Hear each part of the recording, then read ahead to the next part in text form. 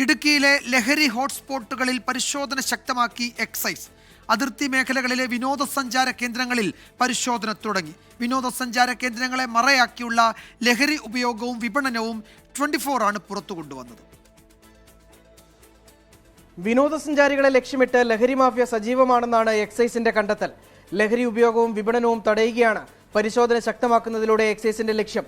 Shadow ടീമിന്റെ രാത്രികാല പരിശോധനയും സ്ട്രൈക്കിംഗ് ഫോഴ്സ് പകൽ സമയ നിരീക്ഷണവും അതിർത്തി മേഖലയിലെ വിനോദസഞ്ചാര കേന്ദ്രങ്ങളിൽ ശക്തമാക്കി.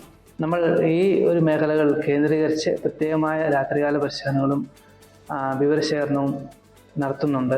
കൂടുതലായി ടൂറിസ്റ്റുകൾ വന്ന് തമ്പടിക്കുന്ന സ്ഥലങ്ങൾ അല്ലെങ്കിൽ വിനോദസഞ്ചാര കേന്ദ്രങ്ങളോട് ചേർന്നുള്ള ഭാഗങ്ങളൊക്കെ പ്രത്യേകമായ പരിശോധനയ്ക്കും നിരീക്ഷണത്തിനൊക്കെ വിധേയമാക്കി വരും.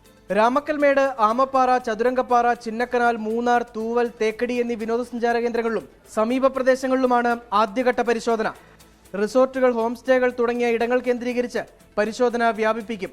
വിനോദസഞ്ചാര കേന്ദ്രങ്ങൾ മറയാക്കി ലഹരി ഉപയോഗവും വിപണനവും നടക്കുന്നുവെന്ന 24 വാർത്തയ്ക്ക് പിന്നാലെയാണ് എക്സൈസിന്റെ നടപടി. 24 ഇടുക്കി.